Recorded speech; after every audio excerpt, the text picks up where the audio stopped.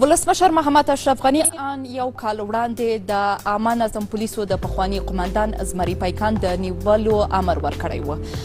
د ولسمشر له دې امر نه 3 کاله وړاندې زمری پیکان له دندې د ناوړه ګټه اخیستو او د یو پولیس افسر په وژنه کې د ښکېلتیا په جرم د درنو جرمونو د مخنیوي د محکمې لخوا په 8 کاله او 6 میاشتې بند محکوم شوی و. اوس د کورنیو چارو وزارت مني چې ملي امنیت زمری پیکان نیولی. موږ د دریو قضایي مرکزونو په 128 او 128 قرارونو کې یو 80% پرمختګ درلود او د ښاغلي پیکان نیول کېدل هم د دې قرارونو یوه برخه وه. دا کس د پولیسو او د ملي امنیت ځواکونو تر تعقیب لاندې و او تېرې شپه ونیول شو.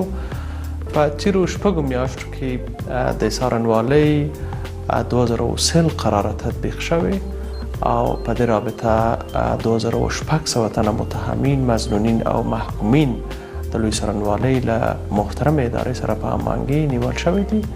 ولسمشر محمد اشرف غني تیر کال کله چې د زمری پیکان د نیولو امر ورکوو نو ویلي و چې زمری پیکان د عامه نظم یو ټولشموله بنسټ د فساد پر یوې سرچینې اړولی دی. د افغانستان د عامه نظم پولیس په 1988 کې جوړ شو.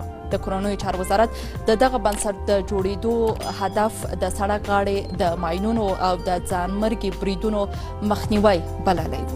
د کورنیو چارو وزارت ویلي و چې زمری پیکان په 1995 کې له دندې لرې سو او بیا محکمې ته معرفي سو. نوموړی څو کاله له پولیسو پټ ګرځېده. اوس د کورنیو چارو وزارت منلی چې ملي امنیت زمری پیکان یې نیولی دی. شازیه حیا، BBC کابل.